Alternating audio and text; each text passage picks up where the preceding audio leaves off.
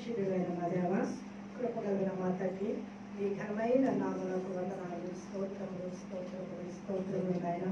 ఇశ్రాయేలులకు మీరు ప్రభువా మేలు చేయాలనుకున్నప్పుడు దేవా కేవలం శబ్దం, ఆ నలుగురు కుష్ఠరోగులు ప్రభువా వెళుతూ ఉంటే వారి అడుగుల శబ్దం, వారికి గుర్రాల శబ్దం అనే రథాల శబ్దం వల్ల వినిపించావు నాయన. మీరెంత గొప్ప దేవుడు. నీవు ఇశ్రాయేలుకి విజయం కలిగించడానికి ఆ నలుగురు కుష్ఠరోగులు వాడుకున్నావు. దావీదుకి విజయం కలిగించడానికి కమ్మల చెట్టు కొనల్ని వాడుకున్నావు ప్రభువా. సౌలుకి విజయాన్ని కలిగించడానికి వర్షపు శబ్దాన్ని వాడుకున్నావు. సమయం విజయాన్ని కలిగించడానికి ఊరిలో శబ్దాన్ని వాడుకున్నావు ప్రభువా. నీ మాటలో శక్తి ఉన్నది, నీ మాటలో జీవమన్నది. మీరు మాట మాత్రం సెలవిస్తే చాలు అద్భుతాల ఆశ్చర్య కార్యాలు జరుగుతాయి తండ్రి. దేవా, మేము మానక ప్రార్థన చేసినప్పుడు